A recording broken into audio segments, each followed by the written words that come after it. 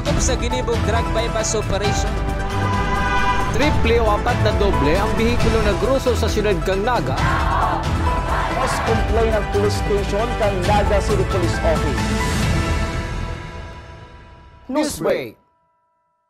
Sa headlines kan mga barata, mga bagong kagamitan sa pagsukol kang paglangkaw kang tubig uran sa siyudad kang Naga naka-install na sa mga lugar na binabaha. Libreng medical mission sa 27 barangay kang Naga nagpapadagos. Mga parahapon, naglaog sa nilabot na salog kang pawn shop sa Sorsogon. 1.5 million pesos na kantidad nin mga alahas na dara.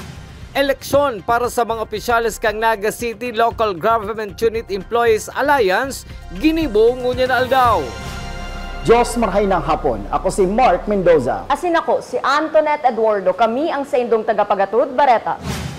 Naka-install na ngunyan sa mga lugar na perming pinagbabaha sa siyudad ng Naga ang nagkapirang instrumento na masukol kan tubig uran para maantisiparan ang mga pagbabaha sa siyudad.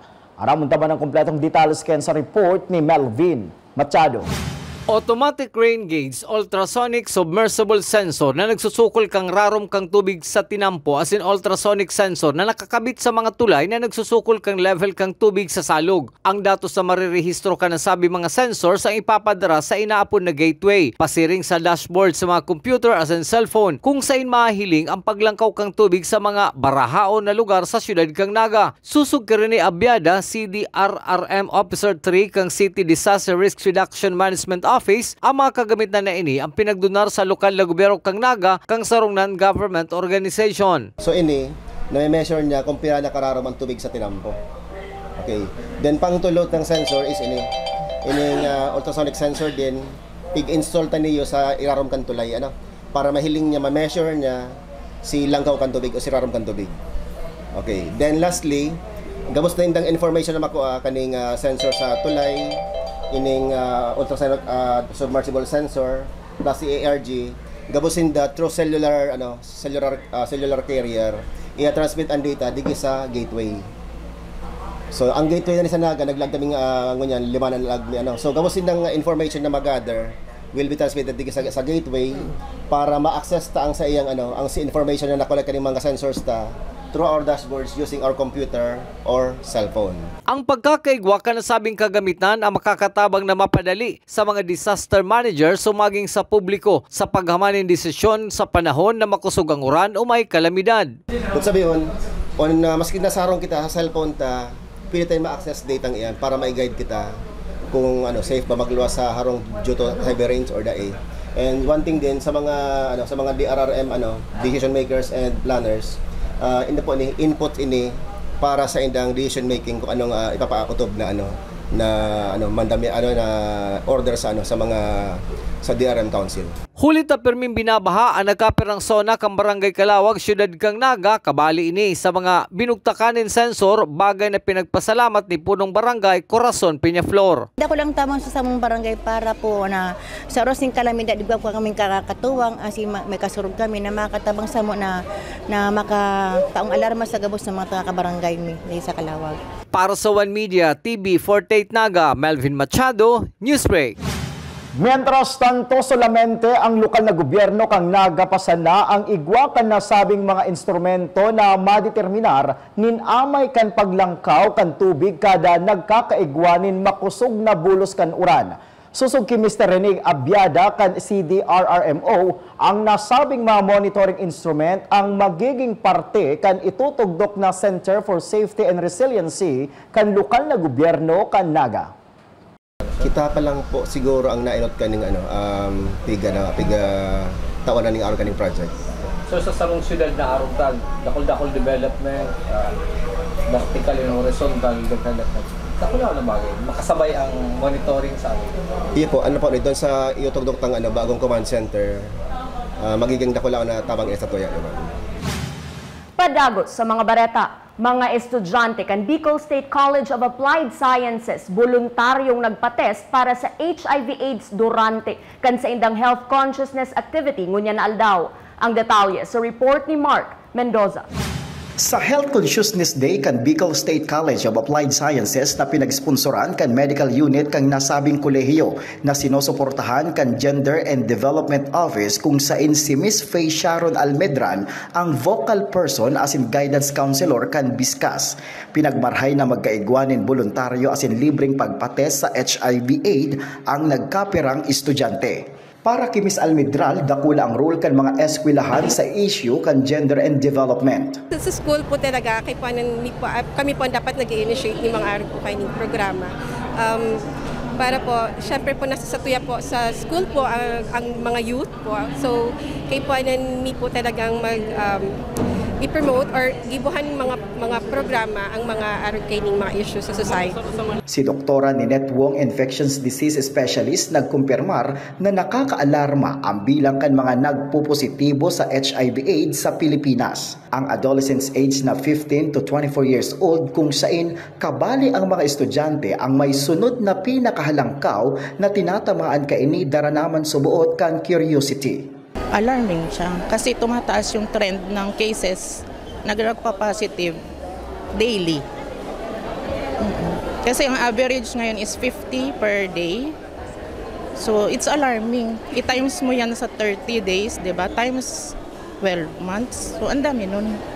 Ang mga estudyanteng sinda Lorna Conrado asin Randel Quiliste kan Biskas na parehong voluntaryong nagpates sa HIV ang tubod sa importansyang dadarahon kaini sa sainda. For awareness din po and para to help ma-advocate din po sa ibang tao na magpates din po sinda and para hindi na rin po sila mahiya po sir na magpates para malaman if positive or hindi. Para po maraman ko anong status ko po. Pag mapapaka po, ayos man lang, taday man po yung marami. Mark Mendoza para sa One Media, TV48 Naga, Newsbreak. Mientras tanto, tinauan doon ni Dr. Ninette Wong, infectious disease specialist kan Bicol Region General Hospital and Geriatric Medical Center na yaon sa Kabusaw, Camarines Sur, na kulang pa ang pagkaaram kan mga estudyante mapadapit sa HIV/AIDS kun kaya sa indang pinagrarani ang mga programa kan DOH. Mababa ang awareness ng mga students. That's why yun ang target nga ng DOH para ma-educate sila, para mahikayat sila for testing. Sa iba pang bareta, nagpapantulo ang kaso mapadapit sa Violence Against Women and Children o Republic Act 9262 sa mga kasong naisaangat sa mga korte sa siyudad ng Naga. Susod kay Senior Assistant City Prosecutor Antoinette Sumayaw Nacor, halangkaw ang kasong rape, pagbalgar sa Republic Act 7610 asin pantulo ang VAUSI. Si Senior Assistant City Prosecutor Nacor ang saro sa bisita sa ginibong kapihan kan Philippine Information Agency kasumpay kan campaign to end violence against women ngunya na bulan. Ang nagluluwas po digdi sa data ang cases sa violence against women and children, yung RA 9262, saro siya sa may pinakahalangkaw na nagfa-file. Pantulo siya actually. Number 1 yung sa rape. Number 2 pinakadakol is yung sa RA 7610 or child abuse. Pangtulo po ang sa 9262. Sa pagbabalik kang Newsbreak, mga parhabo nag-agi sa nilabot na salog pasiring sa sarong pawn shop sa Sorsogon. Mga alahas na dara. Iyan asin iba pang mga bareta sa pagwelta kan One Media, TV48 Naga, Newsbreak. Dakop sa ginibong drug bypass operation.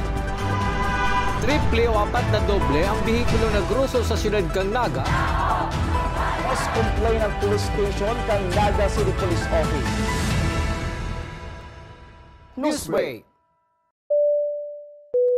Flight attendants, prepare for takeoff, please.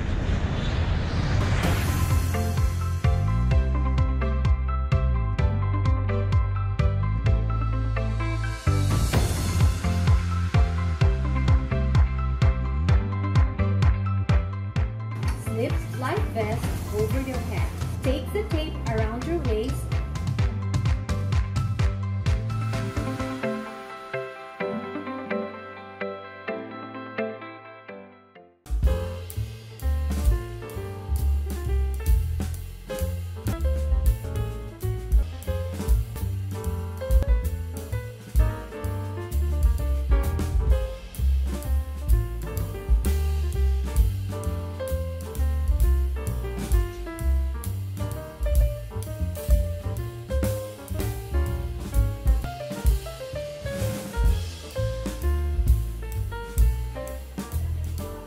Life at home is better with Unlimited.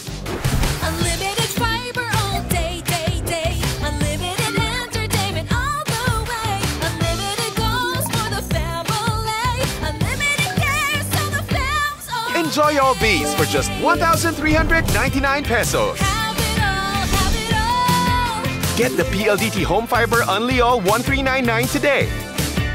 Apply now and have it all, have it all.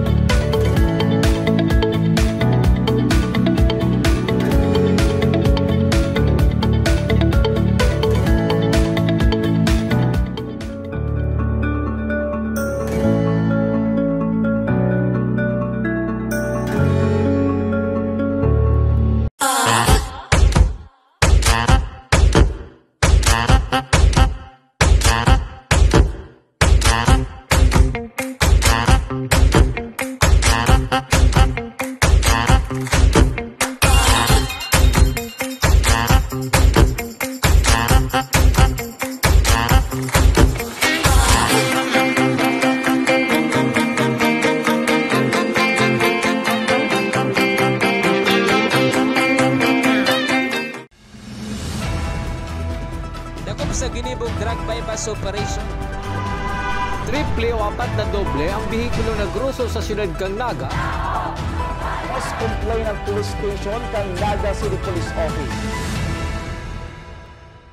Newsbreak. Sa pagpapadagos kan mga bareta, mga residentes kan Barangay Calawag, syudad ni Naga na may pangangaipo sa serbisyo medikal na simbagan sa pagika nagpapadagos na medical mission kan LGU Naga asin ako Bicol Party List. Ang detalye sa report ni Karin K. Escaro. Ngunya na bulan kan Disyembre, mga taga-Barangay Calawag ang nabinipisyohan kan nagpapadagos na libreng medical mission para sa mga Nagenyos atod kan LGU Naga asin ako Bicol. Iniigwang obheto na maparani ang serbisyo sa mga tao sa barangay. Saro sa naamay sa pila si Nanay Mirna Arandia na mapakonsulta kan sa iyang pagiging high blood. Para sa iya, dakulang tabang ang arog kaning medical mission para sa inda.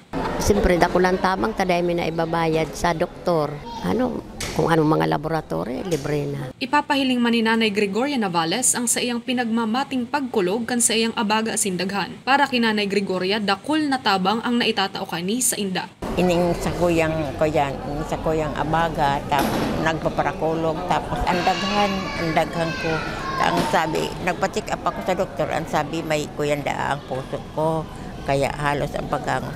Sa maluluyan sa mahawak. Sobraman ang pasasalamat ninda Nanay Mirna asin Gregoria sa libreng tabang medikal na sa indang naresebe. Maraming salamat. Igwasinda niyang ginibong arog kaini. Salamat po sa ako Bicol o sa nag-medical mission. Nadakulang tabang po ang naitatao sa Samoya sa publiko. Nagpaabot man mensahe ang kapitana kan barangay na si Corazon Peñaflor. Salamat po sa medical dental mission po natin natao sa mga ngunyan, digdi na inatod po kan sa tang mahal na gobyerno kang Siyod Naga asin sa katuwang niya na nagtatao ning serbisyong publiko na aron kani po na makigwang medical mission. Para sa One Media TV 48 Naga, Karin K. Iscaro, Newsbreak.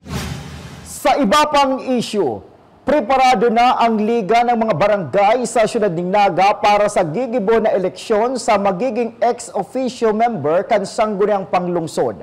Susog Liga ng mga Barangay President Corazon Peñaflor, pinagahalat lang ninda ang guidelines na ipapadara kang National Liga na iyo man sumuot ang pagbabasihan kang sa indang gigibuhon na eleksyon.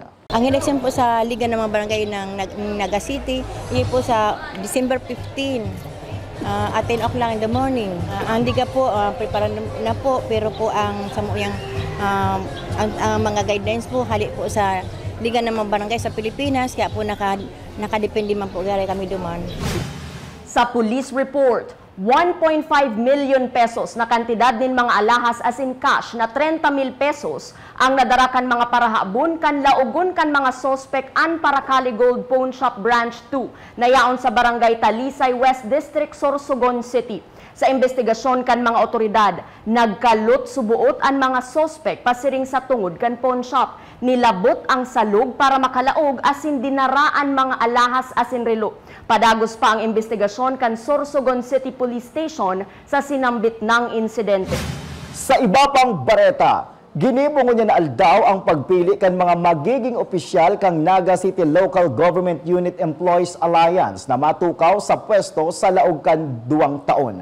Susog ki Engineer Odilio Nate, outgoing president kang nasilgiya, dakulang tabang subuot ang sa indang organisasyon para masimbagan ang mga benepisyo kang sa indang mga kapwa-empleyado asin magiging tulay sa pagpaapaabot ng impormasyon sa lokal na gobyerno kan Naga. Every time po kayo nagkaigo mga problema sa mostly sa health, nakakahilang, nagagada ng empleyado. Natatawan tapos yung benepisyo base duman sa pigdididak na 50 pesos per month sa salary ninda. Duman ko kita nagkukuha ng funding si other po ninda, si mga concern, mga grievance, dikit ng mga problema, pigpapaabot naman po yan, nakakaabot yan sa direkta sa pinapaabot kita kayan through HR, po yan, i-deliberate through our legal office. Tapos ito po nga ng other complaint ninda, aksyonan taman po yan. Mga tugang 18 aldaw na sana, Pasko na! Ang Christmas countdown na ini hatod sa Indok ang Naga College Foundation Home of the Champions, Leap into the Future. Asin yan ang mga bidang baretang nakalap kan mas pinakusog na puwersa kan One Media TV 48 Naga News and Bicol Affairs. Dahil malingaw na i-follow ang samoyang official Facebook fanpage One Media TV 48 Naga. Ako po si Mark Mendoza. Padagos kaming mahatod din mga baretang garantisadong nangingenot asin napapanahon. I-hit ang subscribe button sa samoyang official YouTube channel One Media TV 48 Naga, tanganing updated kita sa mga bareta asin istoryang bida an Bicolano. Ako si Antoinette Eduardo asin ini an One Media TV 48 Naga Newsbreak. Dakop sa ginibog drug bypass operation. Triple o 4 na doble ang bihikulo na gruso sa siyudad kang Naga. Mas complain ng police station kang Naga City Police Office. Newsbreak.